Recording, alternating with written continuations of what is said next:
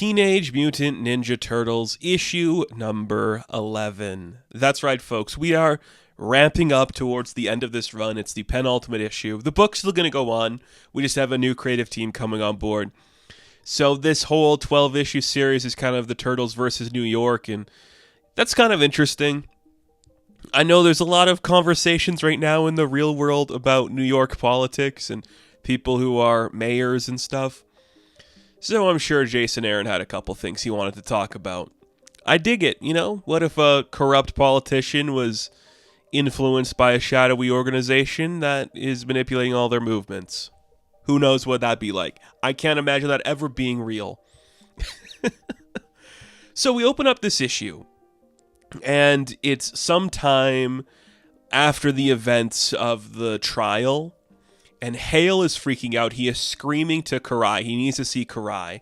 We see Bebop and Rocksteady are chilling outside of Karai's big house, or just like wherever she's doing behind a big door. And they're like, dude, you don't understand the important shit that Karai's doing in there? If you go in there, she's going to be mad. Like, we're not going to stop you from going in there, but she is not going to be happy. He's like, I don't give a shit. You're stupid mutants. I don't care. They look insane, man. I love the way Bebop and Rocksteady look here. They are freaking crazy. It's so good. Hale opens the door, and Karai's like, what is your problem? This better be good. I'm doing very important stuff in here. Everything's glowing. I'm glowing. There's smoke. Tell me what happened. Well, earlier in the day, the Turtles did something stupid. Okay? We were in the trial. They all joined hands and started praying. I had this thing in the bag. And before we could make the closing arguments and have everything end, a bunch of people came in, like, upset and protesting that we were being unfair to the Turtles, and this isn't what we should do to these people. Free the Turtles, they were saying. They've been saving us. That's when Donatello calls his first witness, and we see, like, a sequence where a bunch of, like, the people that come in to save the Turtles are all explaining the way the Turtles have helped them. And we saw those actions in the past couple of issues, just like the Foot Clan beating up harmless people. It's like shaking them down for different things, and these guys are just explaining it to them. I'm like, that's really cool. And Hale's like, well, this is all bullshit. None of this is true. You can't say this is true. And he just like keeps telling Karai, like, I had it in my hand. We had everything what we needed to. I made them the villains. They were done. They're monsters and mutants, and they're nothing. And then I refuse to accept that this is the case. He's so mad in the courtroom. Hale's just freaking out, and he's so unhappy. He's clearly getting riled up. And Donatello's like, look, the proof's all right there. Like, we have witnesses showing the crimes that you had going on here. You cannot silence all of Manhattan. And he's like, just watch me try. I am all powerful. And the judge is like, what is this guy's problem? Then Donatello calls in his final witness, April O'Neil, and she's carrying a stack of stuff because earlier in the day, April dressed up as Casey, put on the hockey mask, and broke into Hale's office. Well, not really broke in. It was pretty easy to do stuff. So she got in there. She was looking for a specific safe that had a bunch of things in there. Hale calls it a big conspiracy against him because even when you have specific evidence, the person who thinks they're all powerful and above mutants and whatever, they're going to say it's a conspiracy and the world wants to see their downfall and all that kind of shit. Is there a politician today that sounds like? Sorry, it's kind of obvious a little bit. Even in a trial, he's like, that's wrong, that's false, none of that's true. Anyway, the rats that are helping April help her get into the safe, and we get the security footage that is depicting the Foot Clan ninjas killing the warden. Raphael was framed for that in the first issue. We also have records that are detailing what Hale was doing, things that show his legal activities that are going against certain stuff, conspiring with the Foot Clan to rig the election, extortion, all this kind of stuff. Oh, and here's footage of him killing an unarmed mutant. Here's him murdering an unarmed mutant. And he's like, this is all lies. These are clearly doctored images. And the judge is like, are you kidding me right now? The Turtles are all happy. They're like, yeah, we did it. Everyone that came to support them, they're cheering like, yeah, free the Turtles. Hale's like, all right, time to use my special security force to get myself out of here. So the Foot Clan turns on the innocent protesters, gets ready to beat them up, and that's when the Turtles are like, we can't just let this happen. We have to do something about it. So they kind of disarm the security in the courthouse.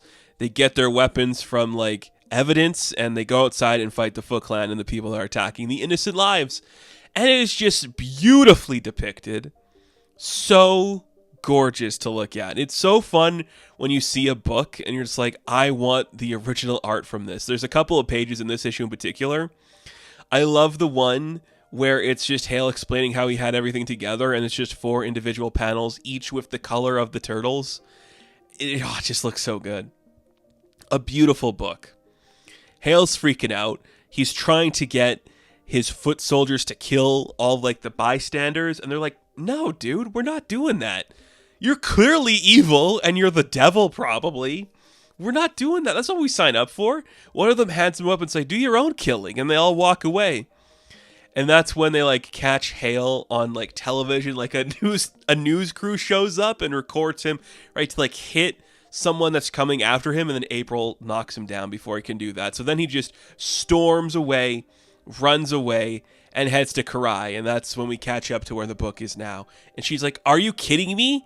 I told you to keep the turtles distracted, not to turn them into martyrs. You are so stupid. Look what you've done. You've made such a huge mess, and I'm doing important stuff. Look what I'm doing. I'm practicing ancient mysticism forces and shit, and I could turn into a big phoenix-like creature. You messed up there, buddy. Now go deal with the shit that you caused. She turns into like a big dragon thing that's on fire and mutates Hale into a hodgepodge of a bunch of creepy stuff. And it looks so good. Oh man. You're worse than one beast. You're a million beasts. So there he is. He's a mixture of crap. How do you even start to draw that? Where do you start, you know? Do you start with like the head? Or do you go with the octopus tentacle, or the horse leg, or the shark fin, or the elephant trunk, or the wings, or the crab claw? That is crazy. Let's cut back to the courthouse where police are arresting all the Foot Clan. The evidence is very much in favor of the turtles at this point, so they're just kind of chilling and relaxing. We hear that Casey has gotten out of his coma. Nobody's seen where he is, though, maybe because he's going to be getting his own miniseries. We'll see what happens. And as they're just chilling, they hear a huge growl, like a roar, coming after them. And they look over, and there's a weird creature headed their way. And this weird creature can't talk properly anymore. So we hear its inner monologue. It's like, this is my closing statement. I'm a big creature now. Hale has turned into a disturbing thing. There is kind of the element of like the Mega Mutant from the most recent Ninja Turtle film, which is just like a bunch of things come together to make a bigger thing. So that's kind of cool. I also like that the sign in this final page says no more mutants. Like, oh man, let's just go back to comic book stuff. That's so cool. This is amazing, man. Like, I don't know if I ever would have said, let's do like a Ninja Turtle story where they're in court fighting the district attorney. Doesn't work perfectly, but when you just make him into a bad guy, which, hey, a lot of politicians are, I'm not against it. It's kind of cute. It's kind of cute. So I dig it. I'm curious to see where we're going to go, because we are wrapping up fairly soon with this run. So I don't know. Let's see what's left. Let's see what's left. Hopefully something. Also, does this tie into the Shredder book? Kind of, because Karai's doing stuff, and I really liked that Shredder book. So, Teenage Mutant Ninja Turtles issue number 11. I am going to give a 9 out of 10. Now, thank you all for watching this review. Be sure to like and subscribe to the channel. And of course, I will catch you in the next one. Have fun. Stay safe. Good luck.